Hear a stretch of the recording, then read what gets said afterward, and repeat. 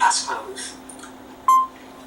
Hello everyone, this is the 5th Epical Revelation Fellowship. I'm Reverend Dr. Roger Paul, here with my wife, Reverend Diane Paul, and our group online on Skype tonight. And tonight we're going to study paper 58, Life Establishment on Urantia. And that starts on page 664.1 or 5801. And let's say a little prayer and we'll get started. Would you pray for me? Dear Heavenly Father, Mother God, we are so grateful to be together tonight and to study your word, Revelation, and help us to keep open minds and open hearts and to endure our challenges of the day and to take them for a while, and help us to move on and to learn well and to focus on our lesson. And we thank you for this magnificent weather that we've had today. We just feel so blessed. Each of us to be kind and wonderful to each other and everyone that we meet, and have the opportunity to help and to pass this information on to. Thank you for Roger's diligence and commitment to studying the Word from Urantia and learning it well so that he can assist us and others. It is in your name, Jesus Christ, my God, we pray and give thanks. Amen. Amen. Amen. Okay, I'm going to jump right in tonight because I have a couple things I want to show y'all tonight at the beginning of these slides. This is a slide, these are all from Encyclopedia Urantia, but these slides at the beginning of the slide program we're going to cover these over the next 3 papers. So I wanted to stick them on the front of this one so y'all can, if you want to, you can download the slides and look at these. And if you click on any of these links, it takes you to the page on Encyclopedia Urantia and explains each one of these and where they come from. And most of these will be on the papers coming up. I will have the pictures and the links to these too. But he's put it together in a very nice timeline. This side shows time in million years ago. Okay, so this is 3,800 million years ago, which would be 3,800,000,000 years ago. And it goes down all the way through now. And this one is just UV time in million years ago also. So when it says like 50 to 35, it's talking about 50 to 35 million years ago. Okay, and there's a lot of these in the next 3 sections coming up. So I wanted to put these in here. And this is another way this is a pictorial of the same information. Okay, and it's got little pictures of those areas, and I've stuck some of these in tonight, and they will be in the next couple too. So, and those are on there, and you can click on any of these links also, and they will take you to the section that he set up on this. And we're going to study each one of these as we go through it. This is a nice way to look at it too. He starts at 600 million years ago and goes down through 1,000 million years ago, which would be 1 billion years ago. So, and it says here 31 billion years ago is the date of the actual beginning of Urantia history. It's actually, does it say 3? It Yeah. looked like 3 is one of the numbers. Oh, it is. I'm sorry. 1 billion years ago. I'm sorry. Then you're right, dear. Is the actual date of the history.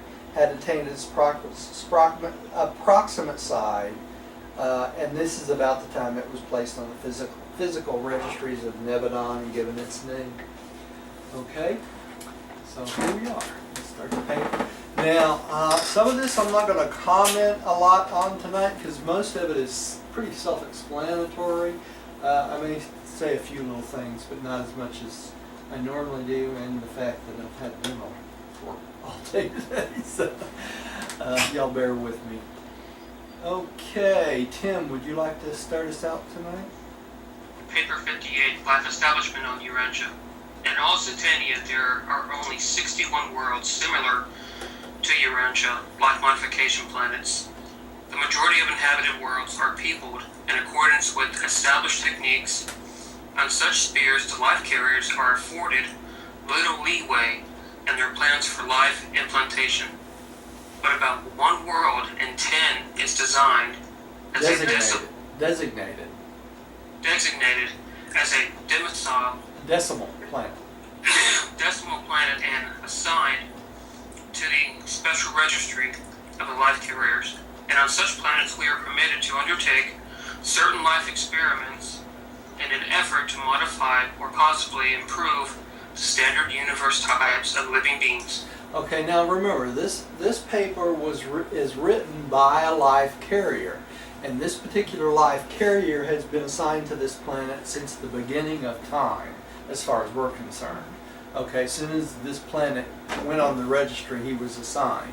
Okay, and he's saying here that there are only 61 out of the 619 current planets in Satania that are like ours, which are life modification planets. All the rest of them, all of them except 61, are standard technique planets. And what does that mean? That means that they have a standard technique of implanting life on these planets, and all these planets would have similar life forms, similar animals, similar plant life and everything. In other words, it's kind of like their stock stuff that they implant into this planet, and which means that they come out pretty much the same. Okay, because it's their standard DNA and that sort of thing. But on the 61 worlds that are decimal planets, they have leeway to make modifications and changes trying to improve the plant life, the animal life, and the human life on these planets. And we're part of that 61. Now, because we're one of those 61 planets, Urantia, its DNA and the tweaking of it, and the tweaking of the life implantation plasma makes us totally unique. So there is no other planet in Satania that's even closely like us. So we're totally unique. Okay? And so are the other 60 worlds. Not necessarily. They are unique within themselves, the other 60. Now, why is that? Because those 60 planets have been tweaked also. And they may be tweaked totally different than we were. So that does not mean that they're going to come out just like us, right? So each of those 61s are going to be totally unique from the other 60, right? I'm looking forward to seeing everybody. Yeah. So it's kind of interesting. So that's why the life carriers are really interested in watching us and seeing how things evolve and see how we come out, because these techniques they made to tweak the life plasm affects everything. It affects the animal life, the plant life, the human life, the whole evolutionary process. It still goes on in an evolutionary way, but it's been tweaked a little bit, so it's going to come out different than other standard planets that they do this to all the time. Okay? Y'all understand that? That's what this is all about. Hey, Roger. Yeah. It says here the majority of inhabited worlds are peopled in accordance with established techniques.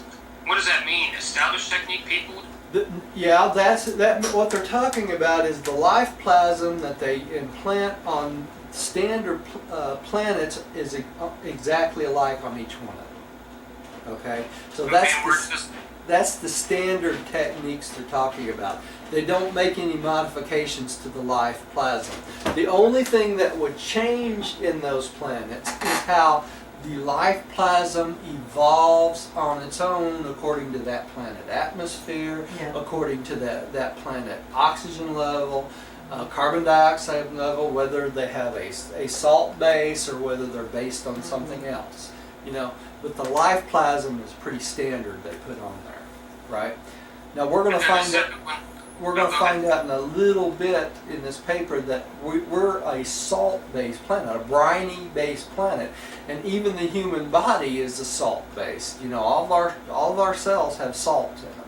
You know, and that's why we came from the ocean. We're basically a big ocean walking around. We're just like including our tears too. Including our tears. That's right. That's right. That's And why. then we're on such spheres. The life carriers are afforded a little leeway Yeah. in their plans, life implantation. What are they talking about? What does leeway mean?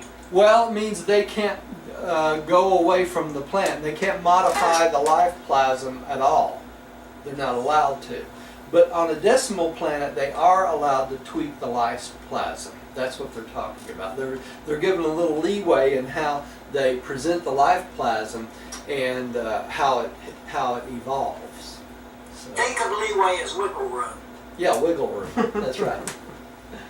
Okay. Okay, thank you. Yeah. Let's go on. Roger, I have a question. Yeah. Can you hear me okay? Yeah, I sure can, Rodney. Okay, now, just because we were tweaked from the standard program Right. doesn't necessarily mean that we're better or worse, right? Right. It means nothing like that. And spiritually, every planet's on the same level, right? It's just how we evolve from that tweaking, really, Yeah, our physical being. as physical My beings. main question, though, is I'm curious about life carriers. Do you know, does the book state, are they spiritual, are they Urantia, or physical? Well, Because they have to be in between physical and spiritual somewhere. They have to have a physical nature to them, Rodney, to be able to manipulate the physical matter, right? That's what I figured, yeah. Yeah, I would think of them more along the line as Morantial or midway type beings, but remember that once the midwayers arrive, then the midwayers can help them out with the physical stuff. But the midwayers aren't here until Calagasta comes, right? So when they're first starting, it's totally up to them. So they have to be able to manipulate physical matter, at least. So that's as much as we really know about it. You know, in Prometheus Rising, I don't know whether anyone's seen that movie. Yeah, exactly. Yeah, it was interesting. Of course, you know, they were not, you know, he was doing something bad, but still, that was a life carrier type person who implanted, you know, Life in the ocean. in the ocean. I mean, it was landed, so yeah. incredible to see that, you know, and then to have it, you know. I know when we went to see that, Diane looked at me and I looked at her and she said, "Those are life carriers." Not necessarily, it could have been just a native that they found and implanted this in them. I don't know. Well, yeah, there's no way to sure, but Who it's was a good. operating that ship. We thought it was a good representation of what a Yeah, life carrier It would was, do. yeah. It was interesting. There was there was definitely a parallel there. Yeah. And to go on with this, the reason I ask is like you were saying, this one life carrier has been here since the beginning of Earth.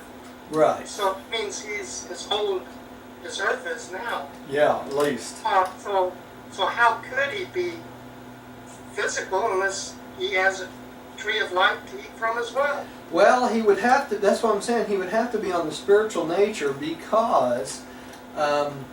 He's part of the hierarchy. He's though. part of the hierarchy of our local universe, if you think about it.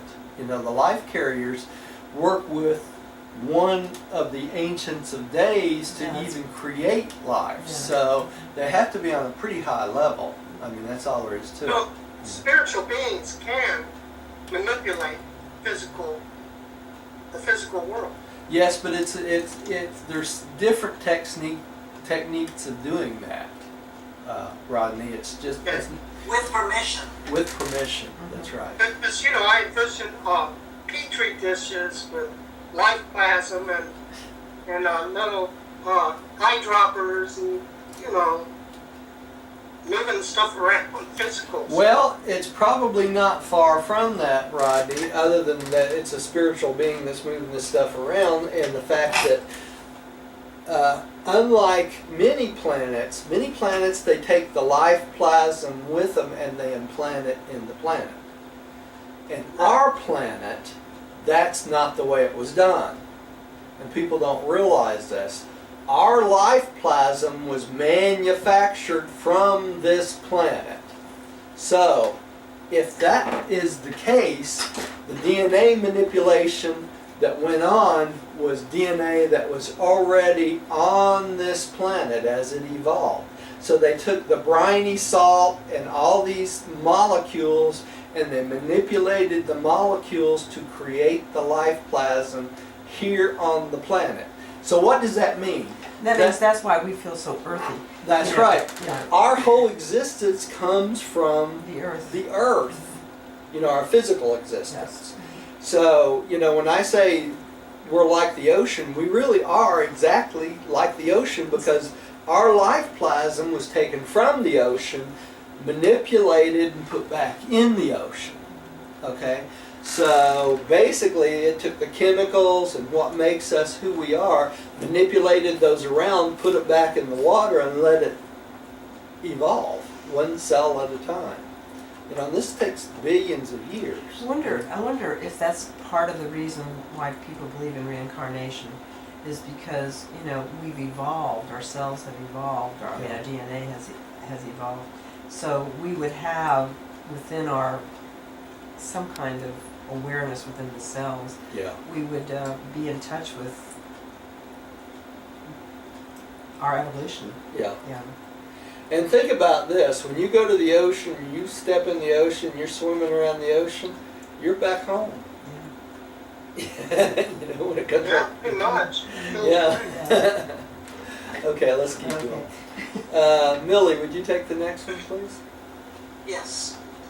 Number 1, physical life prerequisites.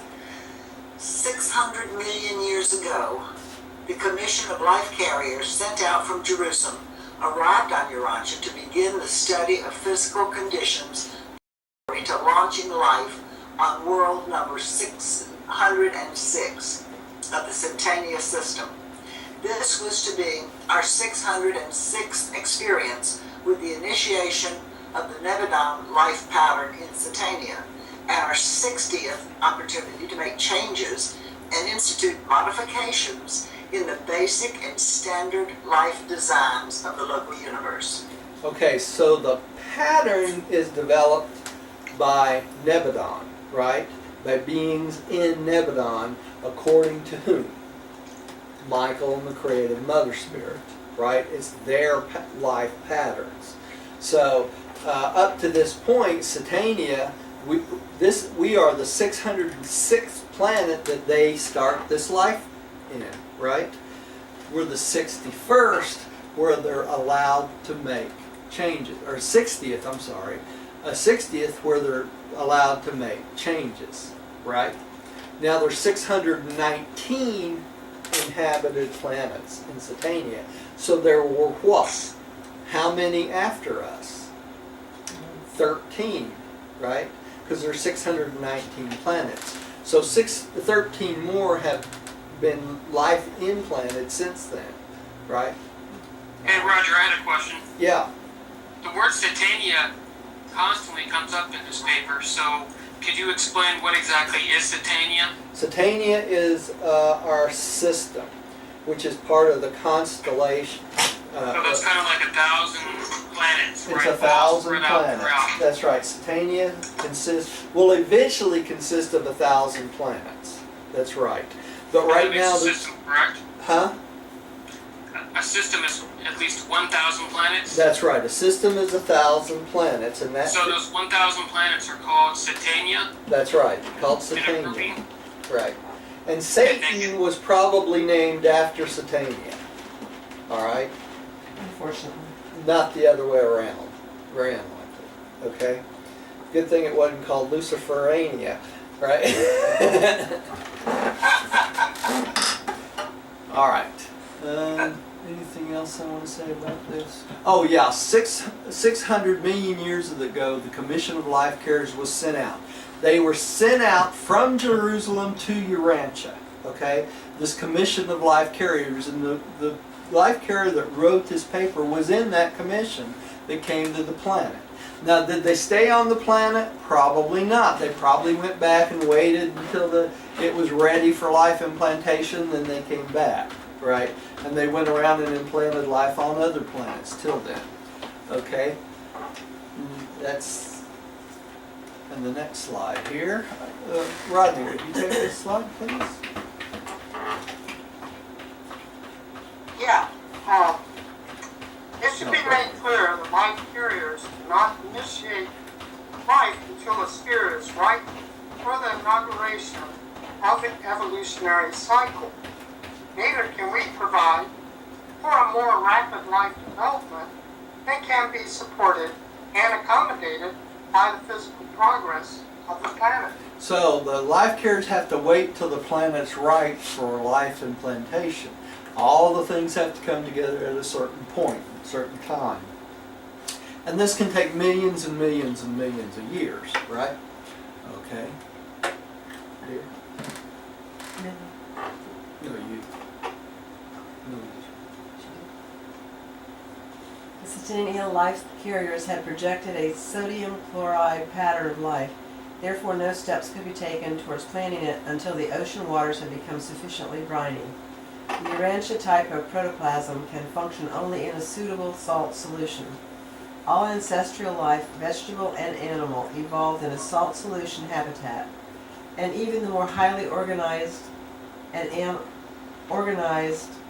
land animals could not continue to live did not this same essential salt solution circulate throughout their bodies in the bloodstream, which freely bathes, literally submerses every tiny living cell in this briny deep. Okay, so we're all salt water, right? Yeah. All right, we came from salt water, and they had to wait, since we were sodium chloride, which is salt, right? It had to develop, squirt gun. This is ridiculous. Okay. It had to develop to a certain saltiness before they could implant the life, right? Since that was the pattern we were working from. Hey Roger, isn't it true if you eat like table salt or the other kind of salts, it's hydrating to you? Well, if you take a little bit of table salt or any kind of salt, really, it basically absorbs more water. And that's why when you're in the military and that sort of thing, when you're going to some place that it's very dry, they'll give you salt tablets so that you retain more water. Right? It attaches itself to the salt. Okay? Your primitive ancestors freely circulated about the salty ocean.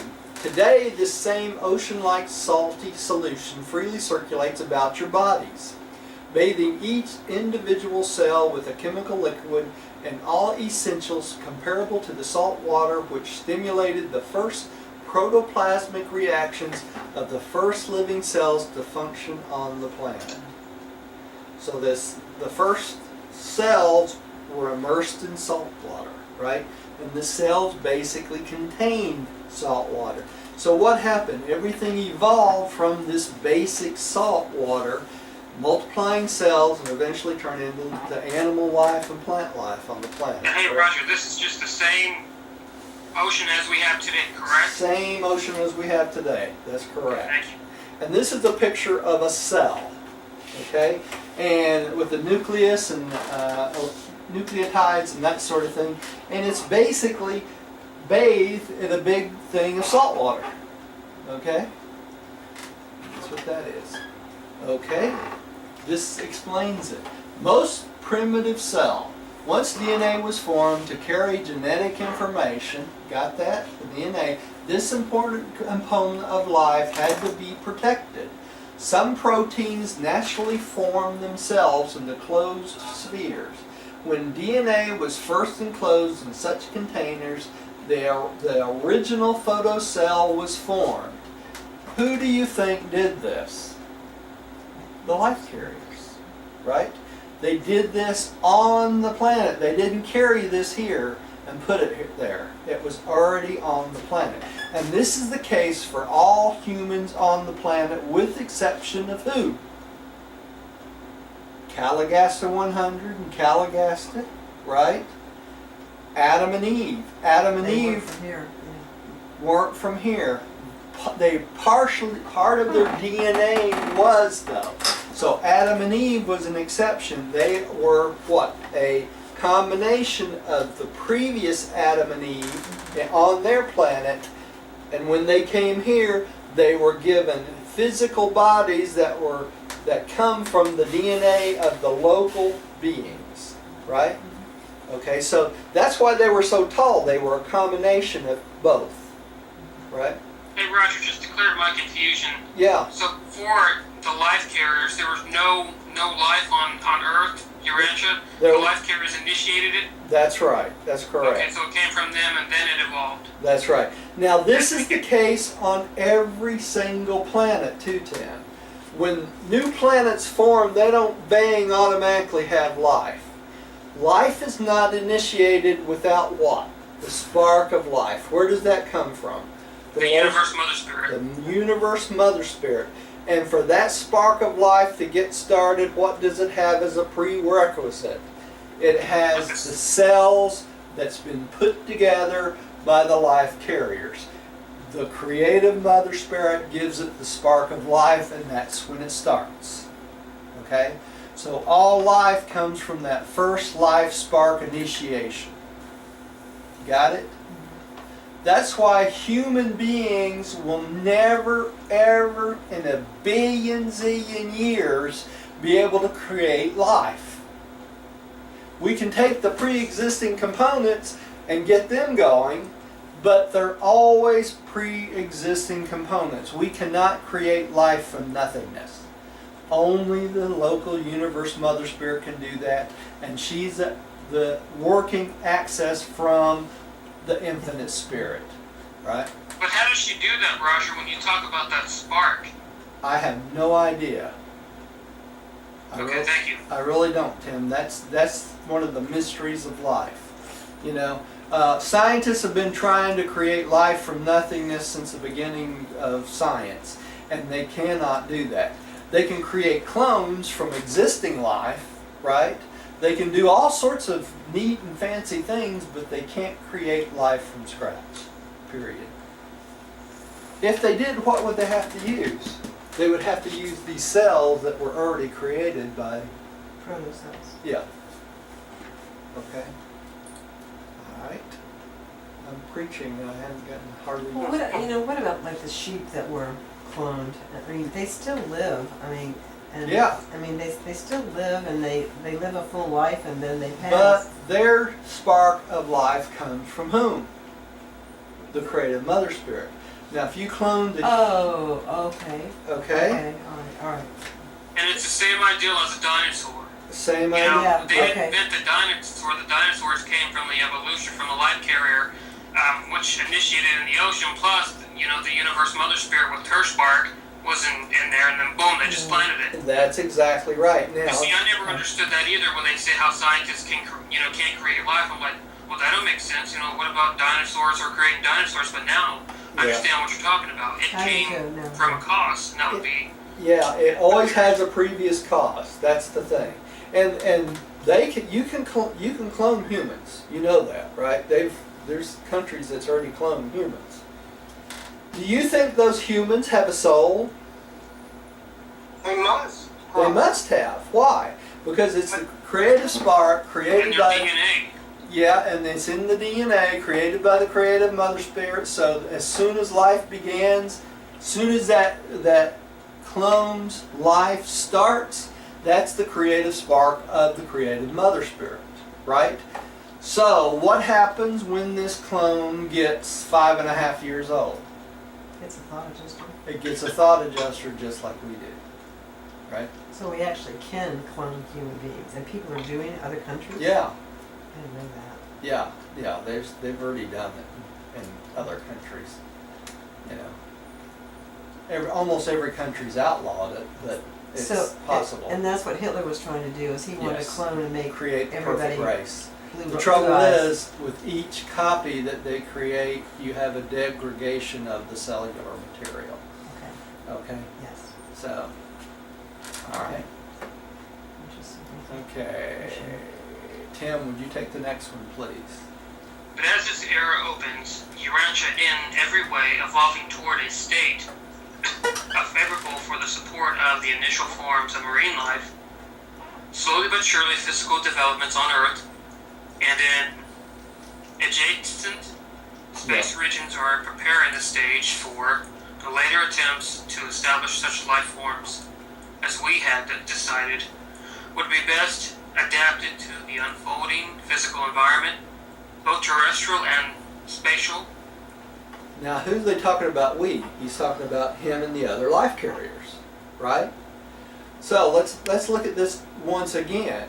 Okay, so as the environment develops over time, and this happens in other space regions as well, you know, they have later attempts to establish life forms that we had decided would be best adapted to the unfolding physical environment. Why?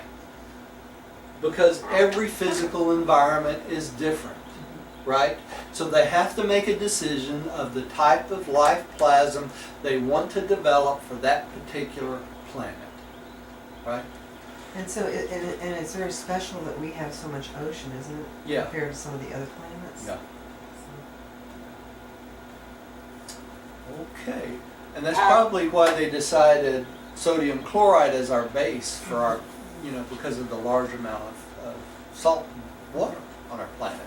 And the sodium chloride came from where? See, many people don't know this.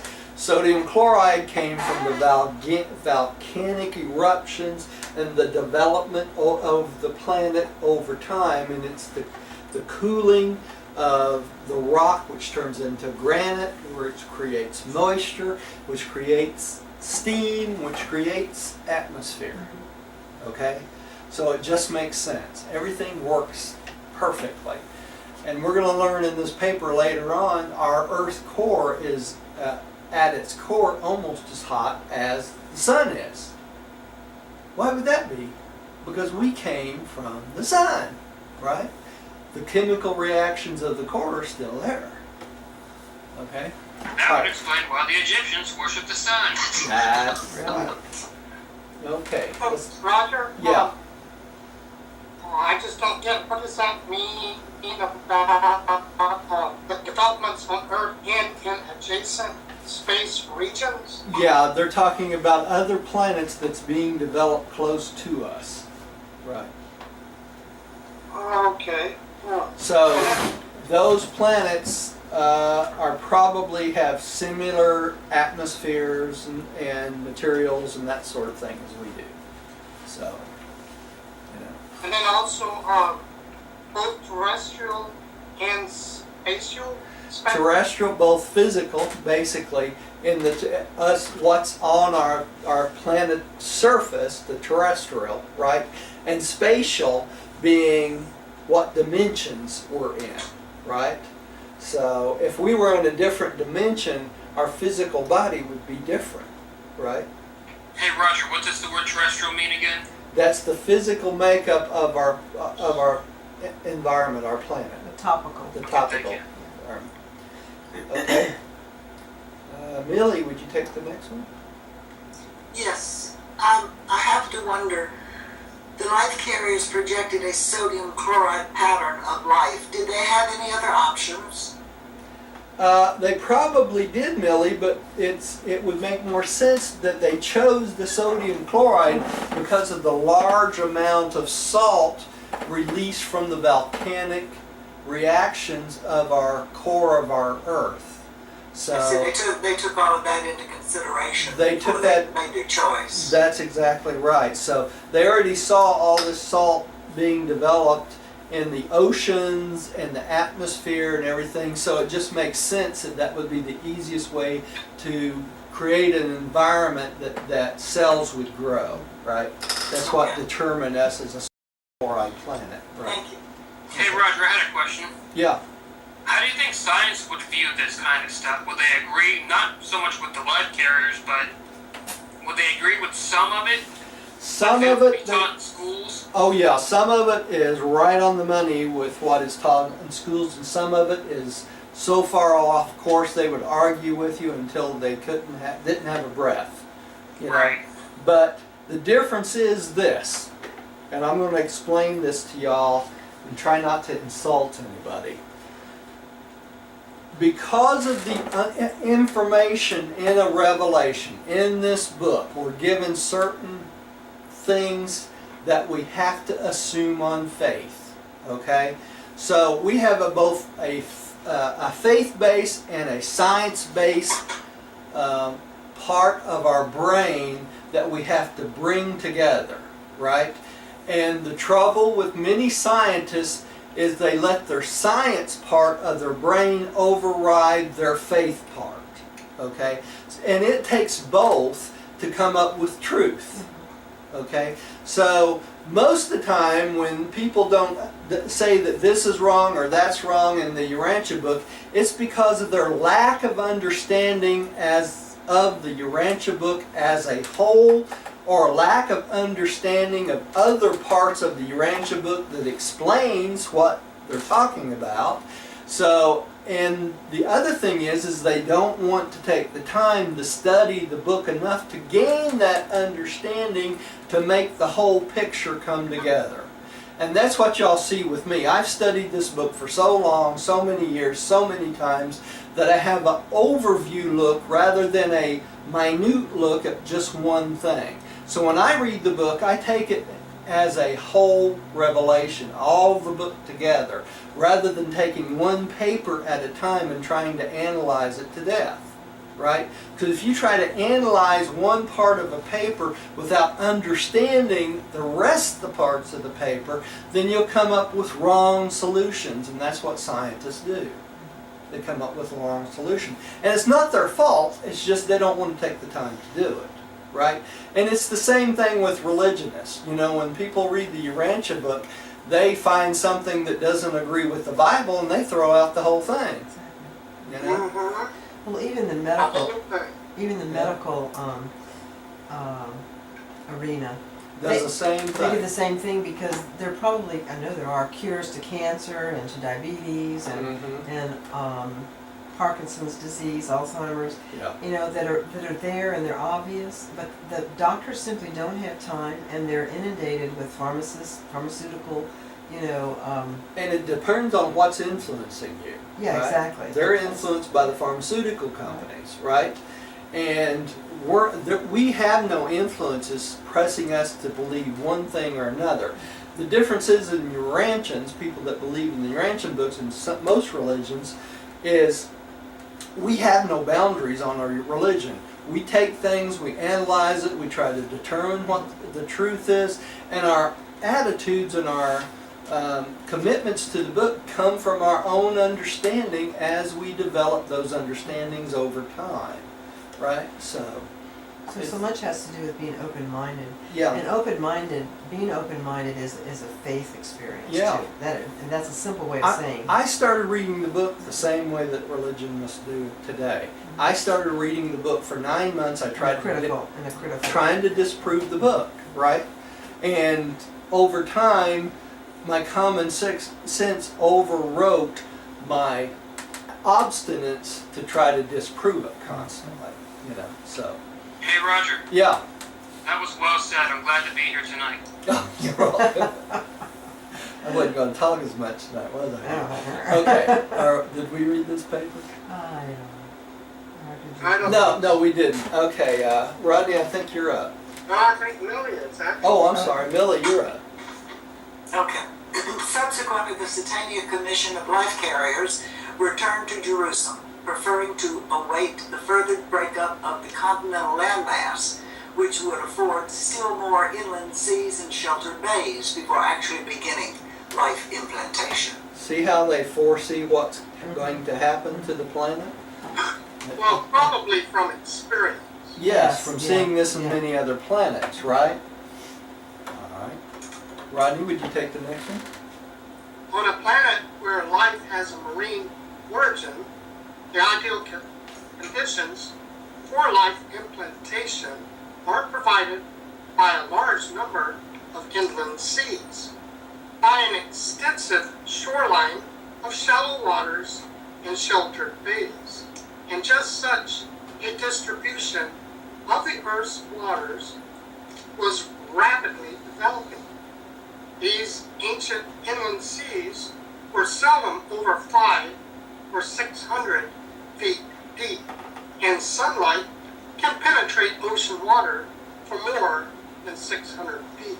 Okay, why are they saying 600 feet is shallow waters? Because anywhere sunlight can reach.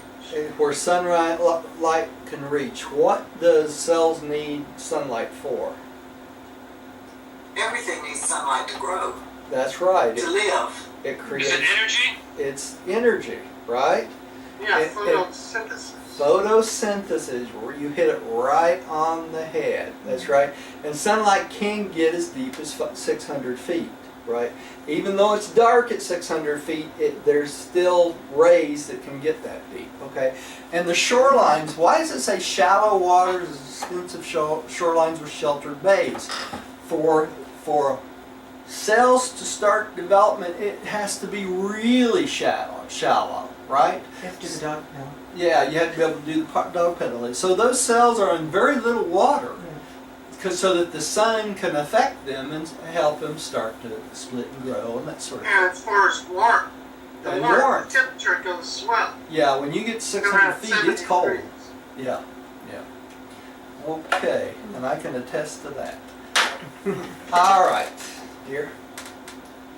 And it was from such seashores of the mild and equitable climes of a latter age that primitive plant life found its way onto the land. There the high degree of carbon in the atmosphere afforded the new land varieties of life opportunity for speedy and luxuriant growth. Though this atmosphere was then ideal for plant growth, it contained such a high degree of carbon dioxide that no animal, much less man, could have lived on the face of the earth. So what developed first? The plants. All the plant life, right? Millions of years we had plants with no animals, right? No animal life.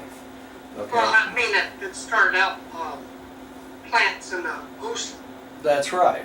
right? That's right. Like seaweed washing up on the shore. Washing up on the shore, and that change, that over a period of time, that implanted stuff on the shore that eventually started to grow, and it just started to proliferate, right? And it took off. And that took off. That's right, over a period of millions of years, right? All right. Does the plant life on the planet help clear the air? It does, Millie, because of the photosynthesis, it creates oxygen, right? And what do we end up with the oxygen? We end up with the atmosphere eventually, right? The steam So from the cooling. speedy and luxuriant growth was mostly helpful in clearing the air and making way for oxygen-breathing animals. That's exactly right. It's the normal evolution of a planet, right? You know, there are actually plants and stones that can help you breathe, brother, like your salt rock lamps from the Himalayas. Uh-huh. If you take a little lamp and you stick, it's in there, they heat up and they release negative ions. Mm-hmm. I used to sell those in the store. Wow. I gave one to my daughter, and I said, you're supposed to sprinkle it with water so that when the light hits it, it releases the ion. She said, I don't have to, the dog licks it. You call that doggy sphere, huh? All right, let's keep going. Rodney, would you take the next one? Okay, I'm out of turn here though. But No, didn't Millie just read? Tim read? Yes, I did. I You read did? it Oh. subsequently, and then on a planet where life it has Right. a Oh, yeah. that's my syntax. All right. I just Number read. 2, the Urantia atmosphere. I don't think we've gotten there. How did I just You're read? on a planet where life has a marine origin. Okay, hang on, let me back Sunlight up. can penetrate the ocean waters. Okay, you got that far, so now it's Diane. And let's start with the seashores. I just read, I really did that, so really it's Okay, Roger's Roger, turn. you're not, That's you're right. not the No, that's the one we just planted. Planted? We just read. It was from the seashores of the mild and equitable climes. Okay, I'm up then. Yes. Okay, I'm sorry. You are out of turn, Rodney, it was me. Okay, 2, the Urantia atmosphere. The planetary atmosphere filters through to the Earth about 1/2 billionth of the sun's total light emanation. I'm sorry. If the light falling upon North America were paid for at a rate of 2 cents per kilowatt hour, the annual light bill would be upward of $800 quadrillion. Chicago's bill for such sunshine would amount to considerably over $100 million a day. And it should be remembered that you receive from the sun other forms of energy. Life is not the only solar contribution reaching your atmosphere. Vast solar energies pour in upon Urantia, embracing wavelengths ranging both above and below the recognition range of human vision. So we're hit with a lot of stuff from the sun we don't even know about, right? And the reason they probably used Chicago's bill was why? Because this was revealed in Chicago, right? Little extra information there. Tim, would you take the next one? The Earth's atmosphere is all but opaque. Uh-huh. Too much of the solar radiation at the extreme ultraviolet end of the spectrum. Most of these short waves lengths are absorbed by a layer of ozone which exists at a level about 10 miles above the surface of the Earth, and which extends spaceward for another 10 miles. The ozone permeating this region, a condition prevailing on the Earth's surface, would make a layer only of 1/10 of an inch thick. Nevertheless, this relatively small and apparently insignificant amount of ozone protects Urantia inhabitants from the excess of these dangerous and destructive ultraviolet radiations present in sunlight. But were this ozone layer just a trifle thicker, it would be deprived of the highly important and health-giving ultraviolet rays which now reach the Earth's surface, and which are ancestral to one of the most essential of your vitamins. Vitamin D. Vitamin D, that's right. Okay, why do you think the scientists are so concerned with the ozone? Not destroying That's the why, ozone. right there. Yeah, you got it. And, your scientists would agree with that. All right. Millie, would you take the next one? And yet some of the less imaginative of your mortal mechanist instincts are viewing material creation and human evolution as an accident. Insist on viewing material creation and human evolution as an accident. Urantia midwayers have assembled over 50,000 facts of physics and chemistry which they deem to be incompatible with the laws of accidental chance, and which they contend unmistakably demonstrate the presence of intelligent purpose in the material creation. And all of this takes no account of their catalog of more than 100,000 findings outside the domain of physics and chemistry, which they maintain prove the presence of mind in the planning, creation, and maintenance of the material cosmos. So they're basically saying these geniuses that says that human evolution is an accident, and there's a bunch of those running around, right? They call them less imaginative. Like. Yeah. And the midwayers probably take this as an insult because they came up with 50,000 facts of physics and chemistry which deem it incompatible that it was an accident. Okay? And Tell me about the word mechanists. Mechanist? I want to say mechanics, and that's No, a mechanist. It's a mechanist. I mortal don't know that mechanist. word. Okay, mechanist. A mechanist is someone that takes something, the physical aspects of something and how it works, okay, and tries to come up with an explanation from the mechanics of how something works for evolution. Okay, thank you. Make sense? Yeah. Yes. Good, very good. Okay. Anything else we need to say? So the midwayers basically, who've been here since, 250,000 years ago, the primary and the secondary 40,000 years, have come up with these lists of things that makes this ridiculous to say that everything just happened by chance. Chances are they are wrong. Okay. Rodney, would you take the next one, please? Your sun pours forth a veritable flood of death-dealing rains, and your pleasant life on Urantia is due to the fortuitous influence of more than 20 apparently accidental protective operations similar to the action of this unique ozone layer. Okay, I have a question. It's test time. Who do you think makes sure that this ozone layer stays in check and makes sure our planet doesn't get fried by the sun? The midwears? No. Obama? Obama, is that what you said? Is it the He's life adding- carriers, adding- life- Adding to his legacy. Yeah. Would it be I'm guessing. the physical controllers? You got it. Physical Physical There you go. controllers and the power centers, right? Centers of Master Physical Control. That's right. They do things like this to keep us safe, right? All right. Go ahead. Were it not for the blanketing effect of the atmosphere at night, heat would be lost by radiation so rapidly that life would be impossible of maintenance except by artificial vision. There you go. So you'd have to have some sort of bubble around you to keep living, right? All right. Man, that's small type. If I can read it over You want me here. to read it? No, I got it. The lower 5 or 6 miles of the Earth's atmosphere is the Troposphere. This is the region of winds and air currents which provide weather phenomena. Above this region is the inner ionosphere, and next above is the stratosphere.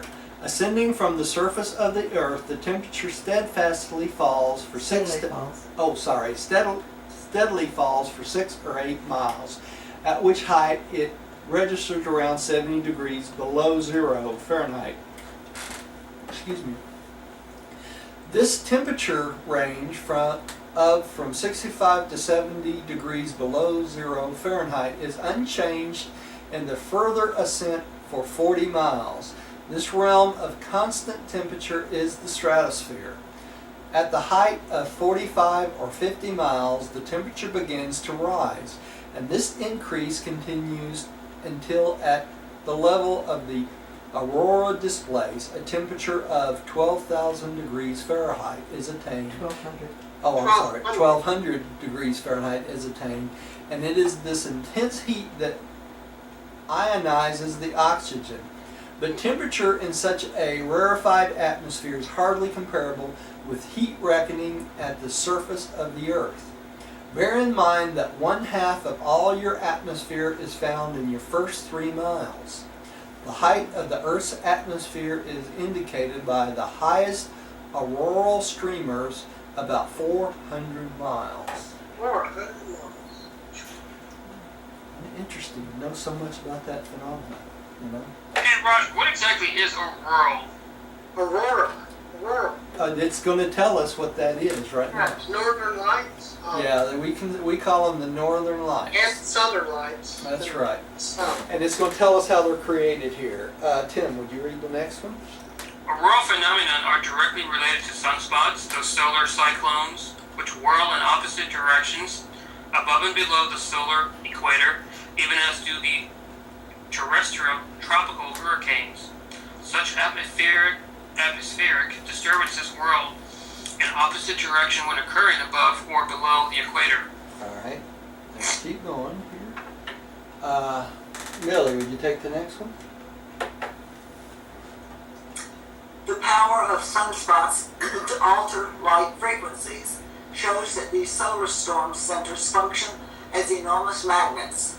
Such magnetic fields are able to hurl charged particles from the sunspot craters out through space to the Earth's outer atmosphere, where their ionizing influence produces such spectacular auroral displays. Therefore, do you have the greatest auroral phenomenon when sunspots are at their height or soon thereafter, at which time the spots are more generally equatorial situated. That's what causes the aurora, right? Well, I wonder if back when this book was written or put together, if scientists knew that fact back then. It probably was a known fact in the scientific community, Rodney. It probably wasn't generally known, but I would think the scientific community probably knew this, or they wouldn't explain it in such detail to us. You know. That would probably be in the early 30s. Yeah. Rodney, would you take the next one? Okay, even the compass needle is responsive to this solar influence, since it turns slightly to the east as the sun rises and slightly to the west as the sun nears setting. This happens every day, but during the height of sunspot cycles, this variation of the compass is twice as great. These diurnal Yeah. Wandering. wanderings Diurnal.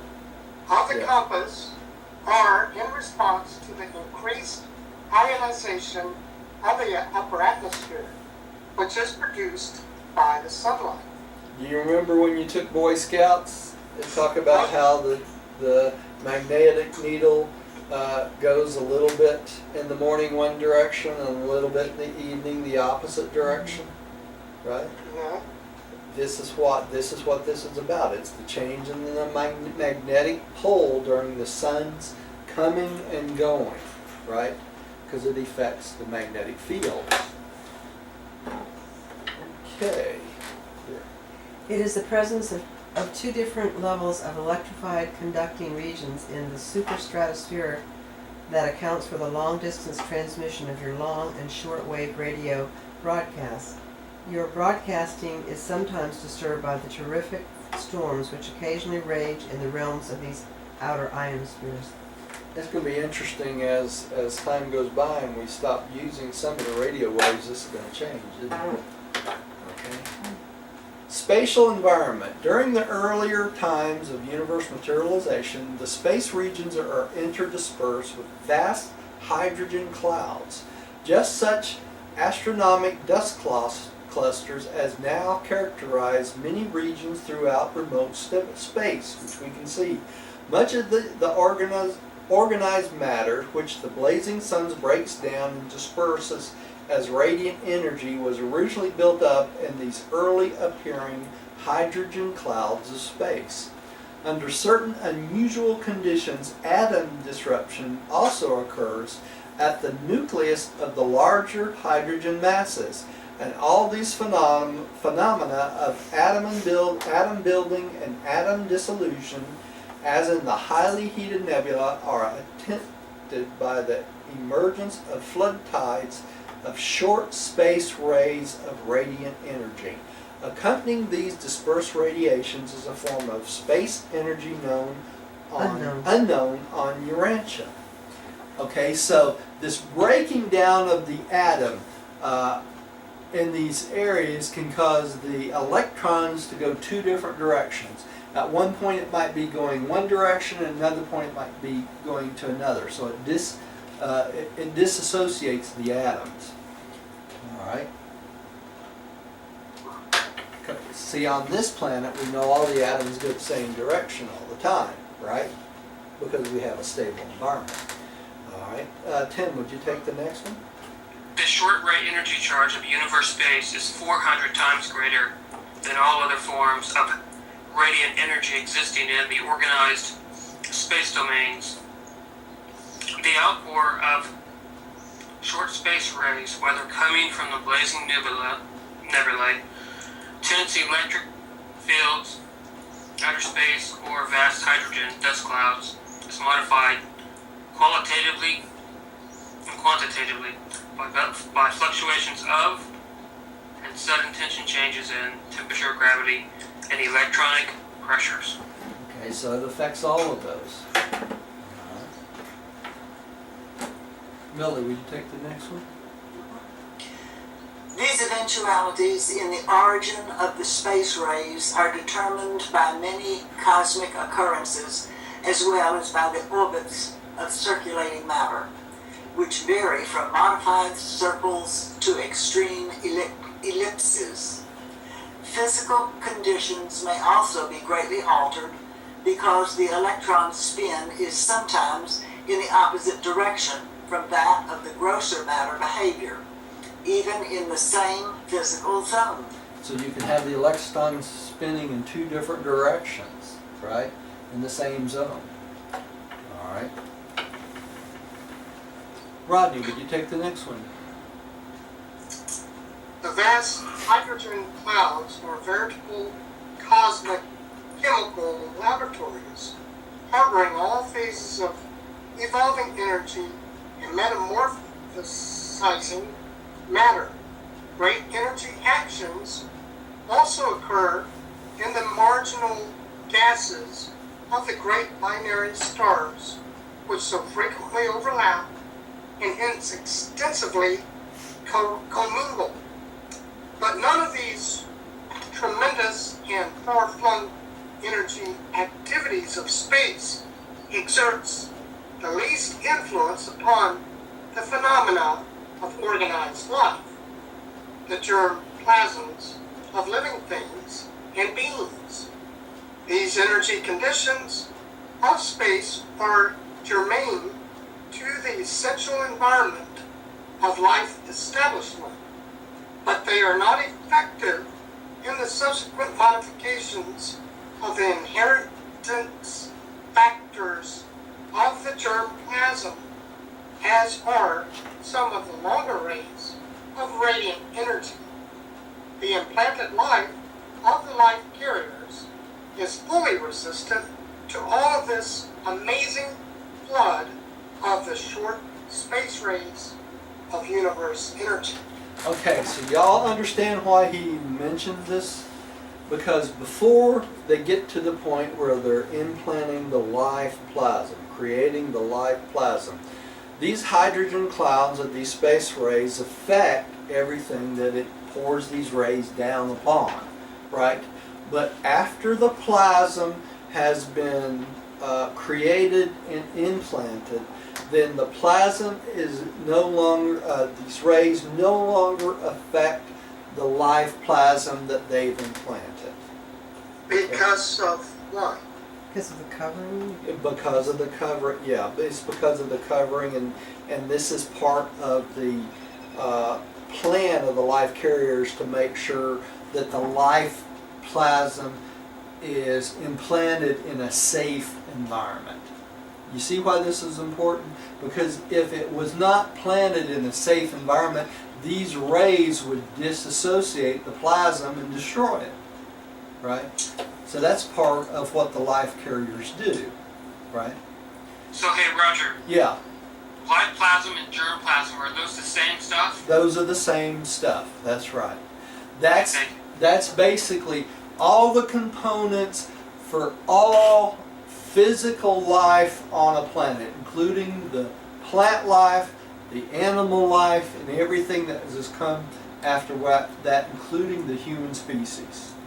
And that's referred to as germ plasm. That's, yeah, referred to as germ plasm. That's right. It's the hodgepodge and mix of chemical things that creates a base for evolution of the planet, right? Okay. I think you're up to. All of these essential cosmic conditions had to evolve to a favorable status before the life carriers could actually begin the establishment of life on Urantia. Okay. before the life dawn era. That we are called life carriers should not confuse you. We can and do carry life to the planets, but we brought no life to Urantia. Y'all catch that? They didn't bring life to Urantia. Urantia life is unique, original with the planet. This sphere is a life modification world. All life appearing hereon was formulated by us right here on the planet. And there is no other world in all Satania, even in all Nebadon, that has a life existence just like that of Urantia.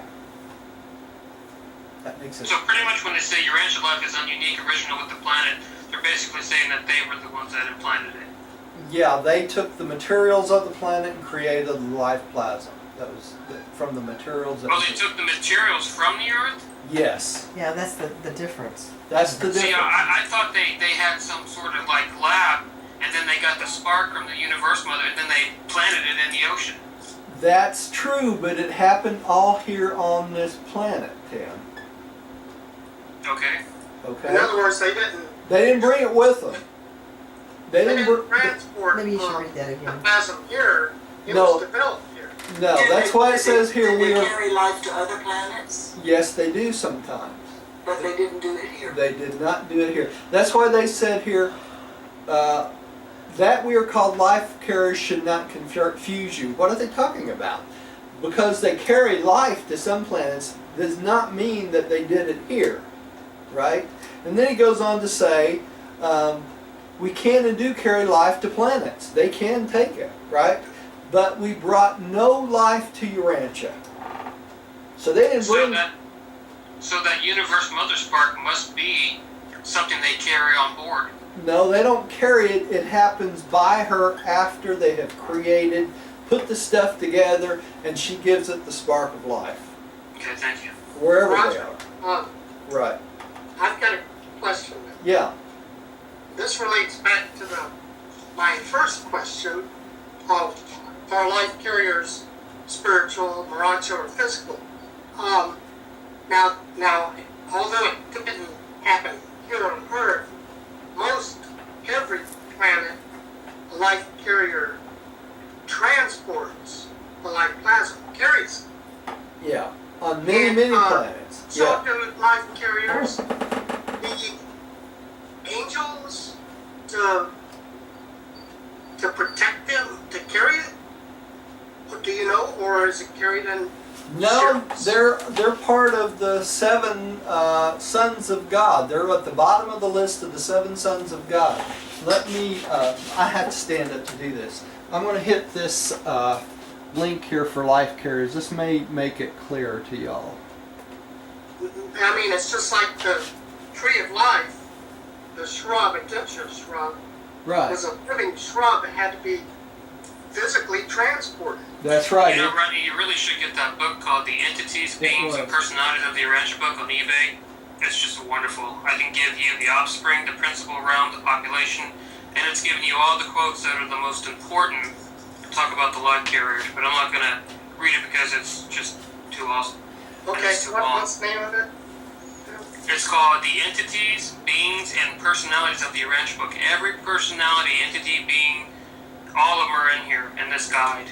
It's a 138 pages, and it gives all the personalities. It's just unbelievable.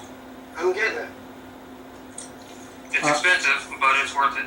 All right, this is the index. This is the link on the slide that goes to the index. This is the paper 36 of the life carriers. Tells you all about the life carriers.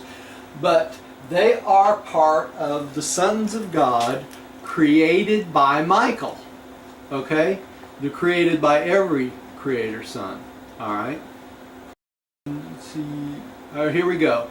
Created by Michael, our creator son, the mother spirit, and one of the ancients of days. Right? That's a life carrier. Why does an ancient of days have to come into this mix here? You see this right here? Created by creator son, mother spirit, and one of the ancients of days. Why would that be the case? Because to create life, they have to have the permission of the Ancients of Days. Okay?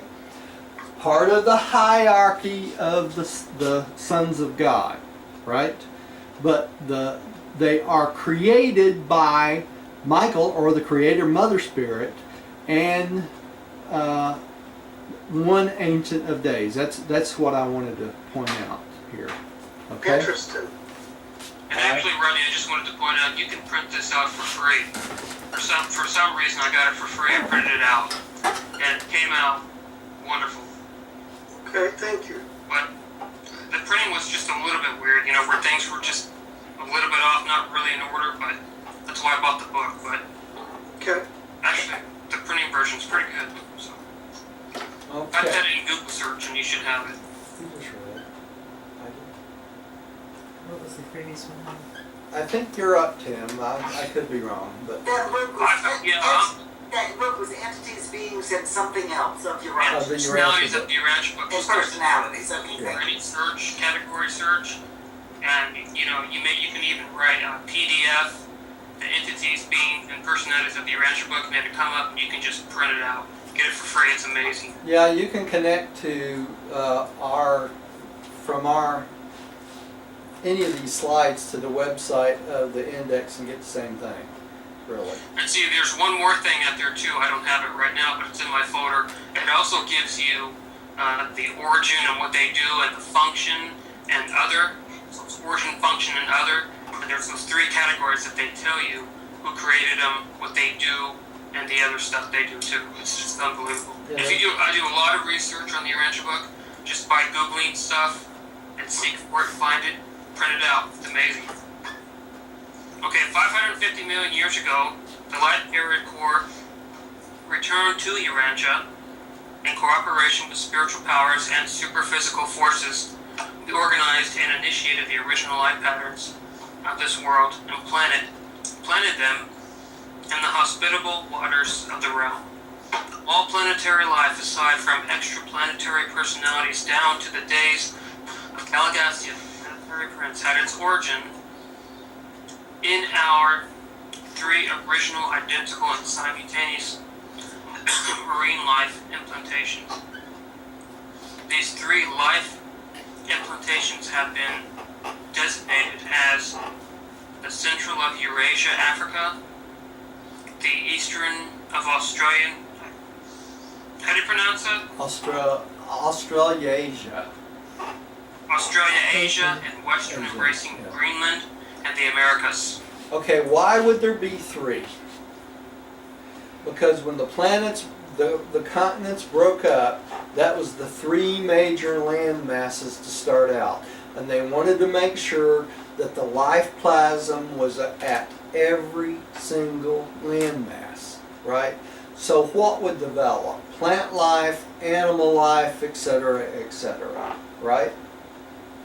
Now, human life, human beings may only develop from one, but that's okay. All the rest of the plant life and animal life and everything else does develop from all three, right? And what does the word initiated mean, Roger? Started. Started. Started? Yeah. Okay, started the original one. Okay, thank you. Okay. Millie, would you take the next one, please? Yes. Do I have this right? 500 million years ago. That's right. What? That's correct. That's correct, Millie. 500 million years ago, primitive marine vegetable life was well established on Urantia. Greenland and the Arctic landmass, together with North and South America, were beginning their long and slow westward drift. Africa moved slightly south, creating an east and west trough, the Mediterranean basin between itself and the mother body. Antarctica, Australia, and the land indicated by the islands of the Pacific broke away on the south and east and have drifted far away since that day. Okay, y'all have to imagine this for this to make sense. we think as the land masses being stationary, don't we? But they're not. Everything sits on the surface of the Earth on this fluid magma core. Okay? So basically all material land masses, including those in the ocean, are sitting on this fluid magma that's moving constantly. Okay? And this magma shifting causes this land to separate, okay, over time. Now, what is earthquakes? Earthquakes are basically the shifting of the plates, right, of the land, right? But why does this shifting happen? Part of it is from the volcanic reaction of the magma, but most of it is just the movement of the magma underneath the land mass, okay? And it has a tendency, when it starts one direction, it continues on that direction indefinitely. Okay? So, are we still moving away from Europe, North America? Probably so. Because if you looked in the ocean, you know, where these huge troughs are, it's either getting bigger or smaller depending on which side of the United States you're on, right? Or the United States and North America. Right? So, you have to think of the land mass as being on non-permanent structures. That's why they can shift. Okay? And the majority of all the earthquakes are on the Pacific coast, Pacific Ocean. Well, the majority are, but we have a whole line of earthquakes on the East Coast also. It goes right through North Georgia, you know. Oh, so that's not too Rockies. comforting. Huh? It's not too comforting. Yeah. I don't want to know that. Yeah. Darn it. You wish you hadn't. I hadn't darn told you it. that, right? Okay. Rodney, I think you're up. We had planted the primitive form of marine life in the sheltered tropic bays of the central seas of the east-west cleavage of the breaking up continental land mass. Our purpose in making 3 marine life implementations was to ensure that each great land mass would carry this life with it in its warm water seas as the land subsequently separated. We foresaw that in the latter era of the emergence of land life, large oceans of water would separate these drifting continental land masses. And that's exactly what happened, wasn't it? All right. The continental drift. The continental land drift continued. The Earth's core had become as dense and rigid as steel, being subjected to a pressure of almost 25,000 tons to the square inch, and owing to the enormous gravity pressure, it was and still is very hot in the deep interior. The temperature increases from the surface downward until at the center it is slightly above the surface temperature of the sun. So our center of the Earth is about the temperature of the sun, right? Interesting, huh? Pardon me? I think that's interesting. Yeah. So that means if we hadn't received enough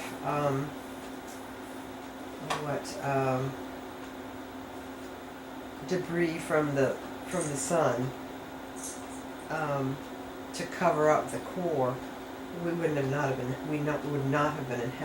an inhabitable planet. That's exactly right. Now, is the Earth hollow? Probably not. No.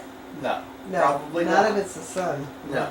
All right. The outer 1,000 miles of the Earth's mass consists principally of different kinds of rock. Okay, so the outer 1,000 miles, right? Underneath are the denser and heavier metallic elements. Throughout the early and pre-atmospheric ages, the world was so nearly fluid in its molten and highly heated state that the heavier metals sank deep into the interior. Those found near the surface today represent the exudate of ancient volcanoes, later and extensive lava flows and the more recent meteoric deposits.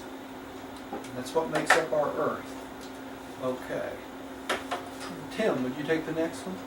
The outer crust was about 40 miles thick. This outer shell was supported by and rested directly upon a molten sea of basalt of varying thickness, a mobile layer of molten lava held under pressure but always tending to flow higher and yawn. Hither and yon. Hither and yon, an equalization of shifting planetary pressure, thereby tending to stabilize the Earth's crust. Okay, so we got a molten sea of basalt of various thickness, right? So it's hot as it can be. It's, you know, it's just like a river of basalt, right? And as it shifts back and forth, this high pressure sometimes causes it to shoot up to the surface, right? All right. Is that where the geysers come from? That's where the volcanoes come from. The geysers are created in a similar fashion. Okay, Millie, would you take the next one?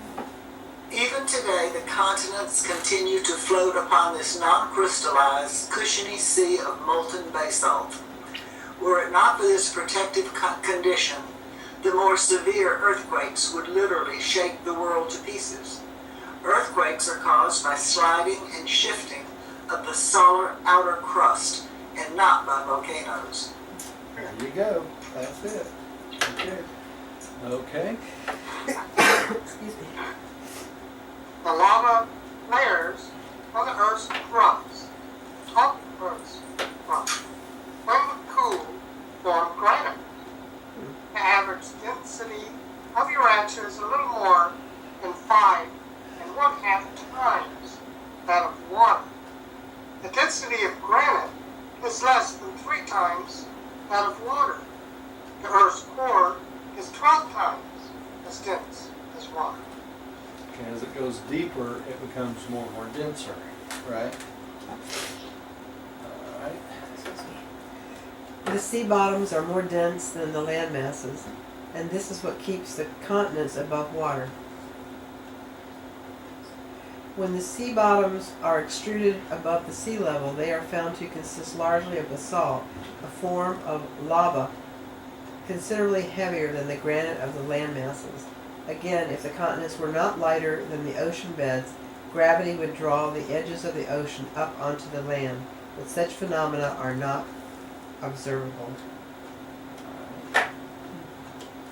The weight of the oceans is also a factor in the increase of pressure on the sea beds. The lower but comparatively heavier ocean beds plus the weight of the overlying water approximate the weight of the higher but much lighter continents. But all continents tend to creep into the oceans. The continental pressure at the ocean bottom level is about 20,000 pounds. It crush you to death to the square inch. This would be the pressure of the continental mass standing 1,500 feet above the ocean, 15,000 feet, sorry, above the ocean floor. The ocean floor water pressure is about 5,000 pounds per square inch. These differential pressures tend to cause the continents to slide towards the ocean beds. This is also why anything that's hollow when it descends to the ocean bottom is crushed like a paper can, right? Yeah. Pressure. You know, that's why most submarines in the early up to World War II would only go down about 150 feet, right? Now they go down, 600 feet because they're made of better materials. But the pressure of the water just crushes it, right? Okay. Tim, would you take the next one? Depression of the ocean bottom during the pre-life ages had thrust a solitary continental landmass to such a height that its lateral pressure tended to cause the eastern, western, and southern fringes to slide downhill over the underlying, I can't pronounce that word. Semi-viscous lava bed. Semiviscous lava beds. It's gonna take me all night to pronounce that one, Roger. Yeah, Okay, that's right. look at it, semi-viscous. Oh, hey, that's not hard. Semi-viscous lava beds into the waters of the surrounding Pacific Ocean. This so fully compensated the Continental pressure. continental pressure that a wide break did not occur on the eastern shore of this ancient Asiatic continent. But ever since has the eastern coastline hovered over the Precipitous. Yeah. of its adjoining Precipice. Precipice. Yeah, there there you you go. Precipice. At one time I said, it reminds me of the word pubescent. Yeah. Of its adjoining oceanic depths, threatening to slide into every watery grave. Okay. Made it through it. Why do I get all the numbers? I don't know. You're special, Millie. You're special, that's what I was going to say. You're special, Millie. The transition period. Hey, there we go. 450 million years ago, the transition from vegetable to animal life occurred. This metamorphosis took place in the shallow waters of the sheltered tropical bays and lagoons of the extensive shoreline of the separating continent. And this development, all of which was inherent in the original life patterns, came about gradually. There were many transitional stages between the early primitive vegetable forms of life and later well-defined animal organisms. Even today, the transition slime molds persist. They can hardly be classified either as plant or animal. Transition slime molds. Transition slime sounds attractive, doesn't it? We all came from a transition Somebody slime probably mold. eats them. There are people on this planet that eat everything. I know, that's true. They eat starfish in Philippines. Probably. They do. Rodney, would you take the next one? Although the evolution of vegetable life can be traced into animal life, and though there have been found graduated series of plants and animals which progressively led up from the most simple to the most complex and advanced organisms, you will not be able to find such connecting links between the great divisions of the animal kingdom or between the highest of the pre-human animal types and the dawn men of the human races.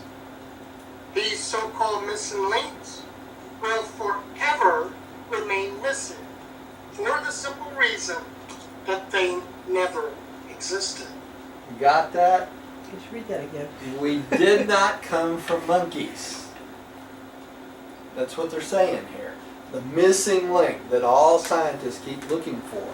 That from monkey to man, okay, does not exist. Well, it seems like it would. It seems like it would. You know, that was the original theory of evolution. Right? I did a paper in 7th grade and went to the science fair with mine. Yeah. I had all the the steps and stuff. everything. But that's what they're Now, talking Darwin's about. theory. Darwin's Yeah. theory of relativity. That's right. This missing link does not exist, and we're going to find out this a little bit later. I'm not going to go into great detail about this. Okay. Darwin's theory of evolution. Yeah, I'm sorry. What did I say? Relatively? Evolution. Yeah. You just got Darwin and Einstein mixed up. That's right. I did. All these theories. All these theories. That's right. Who's next here? I think you are, Millie. No, I think it's Diane. Oh, is it? Oh, is it? Okay. I'm sorry. From era to era, radically new species of animal life arise. They do not evolve as a result of the gradual accumulation of small variations. They appear as full-fledged and new orders of life, and they appear suddenly. Got that? Yeah. So they just emerge as new form of life. That's kind of like, in when it talks about how, different celestial orders, they just manifested. Yeah. They eventuated. They eventuated. They eventuated. That's right. The As sun, we get on into this paper, when I was reading it, I got out my marker and I had marked suddenly, Suddenly, yeah, so that's right. many That's times. interesting. It didn't evolve. It That's suddenly important. happened. Yeah, that's right. I love that. I do too. I like that. Yeah. The sudden appearance of new species and diversified orders of living organisms is wholly biologic, strictly natural. This is a natural thing for this to happen. There is nothing supernatural connected with these genetic mutations. Nothing. So as they emerge from previous life forms, this is a natural occurrence. It's So nothing. Anton and Fonda. Fonda, Yeah. kind of, they just emerged too. Yes. I mean, Yeah, from a lemur type being, yeah. right? Okay. So we didn't come from apes, but we came from lemurs. Yeah. From a lemur type of being. Yeah, it's not exactly lemurs as we know them today. Yeah. Okay, that's what Lucy is. Remember the Yeah, bones Lucy, yeah. of Lucy? We Yeah. saw, in Alaska. Okay. Rodney, would you take the next one, please? Okay. At the proper degree of saltiness in the oceans, animal life evolved. And it was comparatively simple to allow the body waters to circulate through the animal bodies of marine life. But when the oceans were contracted and the percentage of salt was greatly increased, these same animals evolved the ability to reduce the saltiness of their body fluids, just as those organisms which learned to live in fresh water acquired the ability to maintain the proper degree of sodium chloride in their body fluids by ingenious techniques of salt conservation. So do y'all understand this? That's why even though we're of a salt base, we're not exactly like the ocean anymore. Why? Because we have, the body has changed to conform with its environment, right? And if we would have went from salt water to fresh water, we'd probably have even more fresh water in our system, right? Rather than so much salt. We'd go from acid to anyway, let's go on. Study of the rock-embraced fossils of marine life reveals the early adjustment struggles of these primitive organisms. Plants and animals never cease to make these adjustment experiments. Ever the environment is changing, and always are living organisms striving to accommodate themselves to these never-ending fluctuations. So we adjust to the environment, basically, right? The physiologic equipment of the anatomic structure of all new orders of life are in response to the action of physical law. But the subsequent endowment of mind is a bestowal of the adjutant mind spirits in accordance with the innate brain capacity. Mind, while not a physical evolution, is wholly dependent on the brain capacity afforded by purely physical and evolutionary development. So, for the creative mother spirits to endow us with the 7 adjutant mind spirits, we have to have a physical brain that's capable of supporting that. Those 7 adjutant mind spirits, or the mind. This is where the separation of the physical brain and the mind occurs, right? The mind is above physical. The brain is the physical that the mind works on, right? So if you take a brain, the chemical reactions, the synapses firing and all this stuff, that's a normal physical reaction. What makes it different on each person is the 7 adjutant mind spirits, which are endowed by the creative mother spirit upon that brain, right? Okay. Though almost endless cycles of gains and losses, adjustments and readjustments, all living organisms swing back and forth from age to age. Those that attain cosmic unity persist, while those that fall short of this goal cease to exist. What does this tell us? It means if we don't use what we got, we lose it, right? So if we don't develop spiritual tendency, mindal tendencies, what would happen to us? We would eventually cease to exist. We would evolve out of existence. Make sense? So when you see all these barbaric people running around doing things that are not spiritual, you think they're going to always do that? Probably not. Okay, I lost my... Oops, that's probably where I lost my... Looking over here someplace. I've got to back off this thing and I'm still using it. Okay. Here we go. Let's try this. There we go. Tim, would you take this one? Section 7, the Geologic History Book. The vast group of rock systems which constituted the outer crust of the world during the live dawn, or Proterozoic. You're a good I tried to pronounce it. You did a good That's job. close enough. Proterozoic. Protozoic. Proterozoic. Yeah. Proterozoic era does not now appear at many points on the Earth's surface, and when it does emerge from below all the accumulations of subsequent ages, there will be found only the fossil remains of vegetable and early primitive animal life. Some of these older water deposit rocks are commingled with subsequent layers. Commingled. Commingled? Yeah. Yeah. Commingled with subsequent layers, and sometimes they yield fossil remains of some of the earlier forms of vegetable life. While on the topmost layers, occasionally, may be found some of the more primitive forms of early marine animal organisms. In many places, these oldest stratified rock layers bury the fossils of the early marine life. Both animal and vegetable may be found directly on top of the older, undifferentiated stone. Okay, so the stone layers indicate basically a history of our existence through time. And that's what they're talking about, these layers through the stone. Okay? Alright, here's a picture of the stone layers. Alright, Millie, would you take the next one?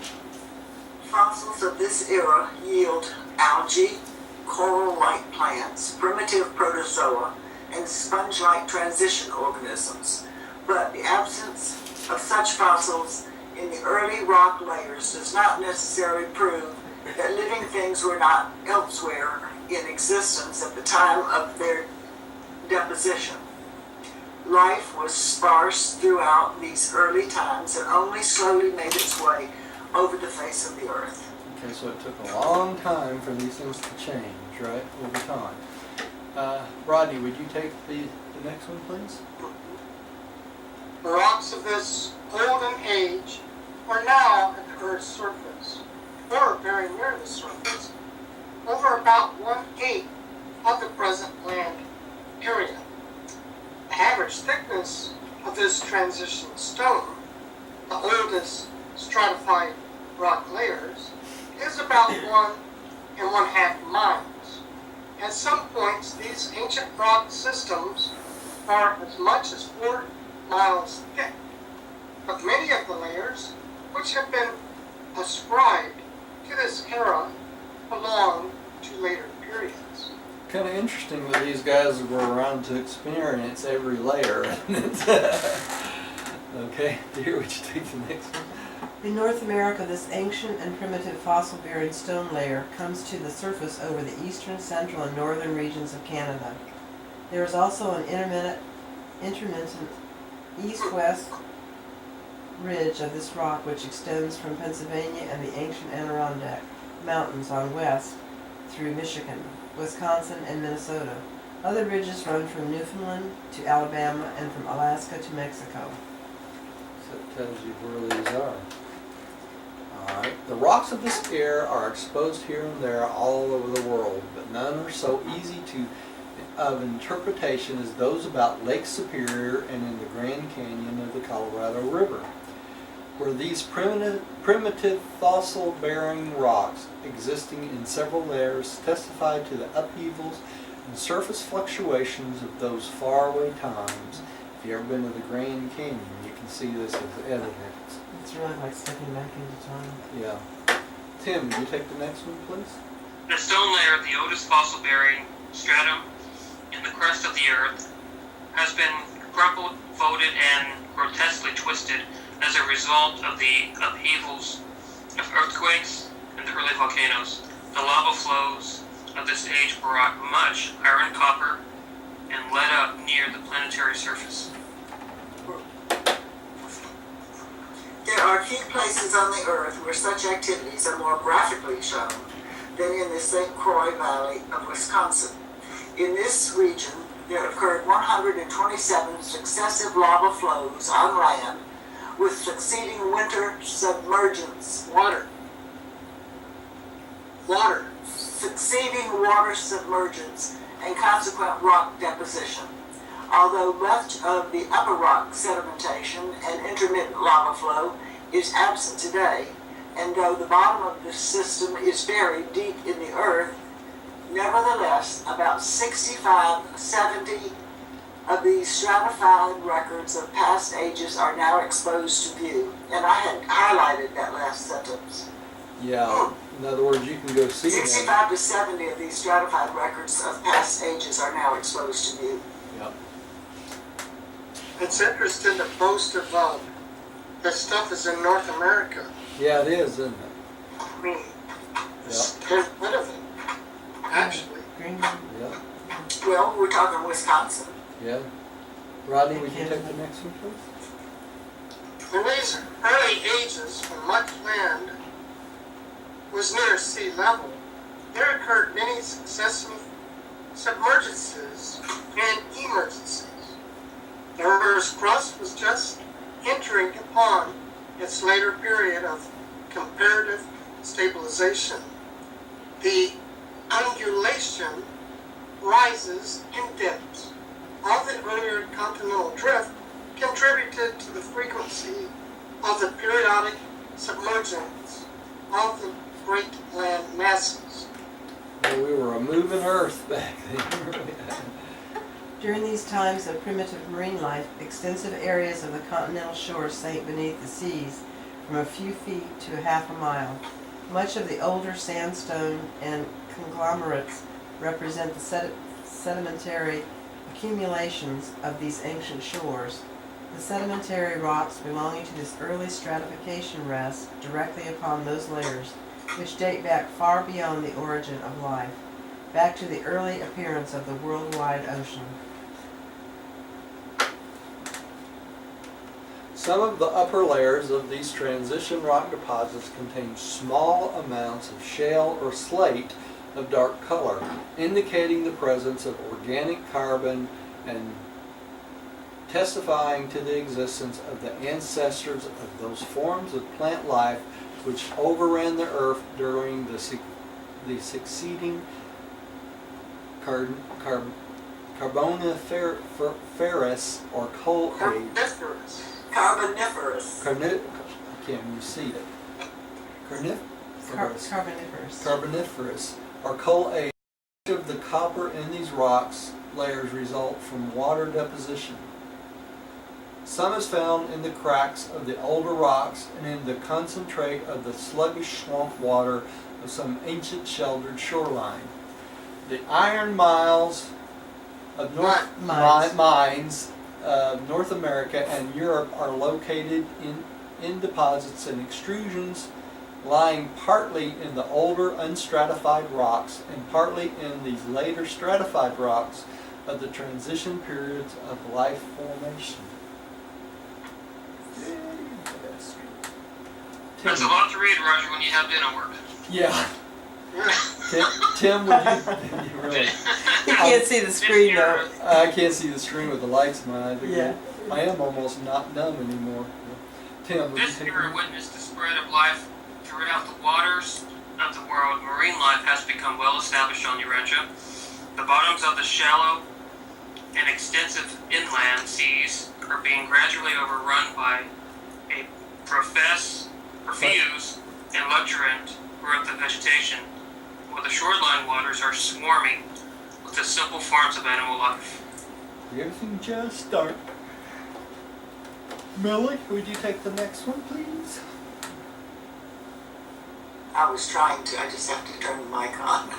All of this story is graphically told within the fossil pages of the vast stone book of world record.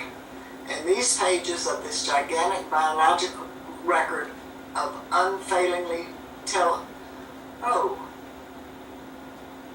biologic record unfailingly tell the truth if you but acquire skill in their interpretation.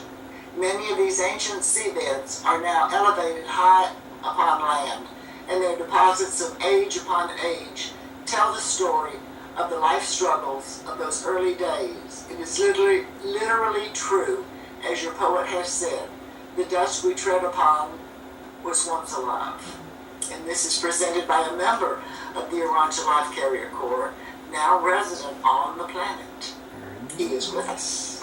He is with us. And next time we'll take paper 59, the marine life era on Urantia.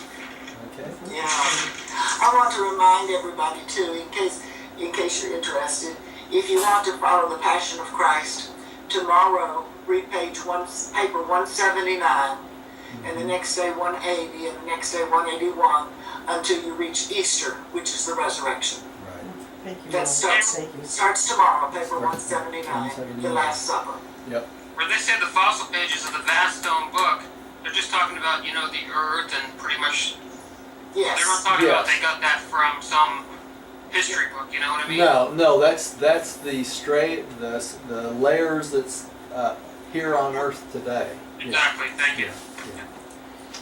All right, let's go ahead and close for the night. Tim, would you like to close us for the night? Would it be okay if I pass? Yeah, that's fine. Millie, would you like to close us for the night? Yes, Lord, we thank you for allowing us to come together again to study this fascinating part of the book. I personally want to thank you for giving it to us. I have enjoyed this section so much. We thank you for this beautiful day that we had on this planet, Earth, with all of our rocks and with all the water and all the plant life. We're grateful for all of it. We could not exist without it. We thank you for this time together. We thank you for the information. We hope that you will let us take it with us in the coming days and ponder it and share it and use it. We ask these things in the name of Christ Michael, Jesus of Nazareth. Thank you. Amen. Amen. And thank you for joining us at home. Please come see us again. I love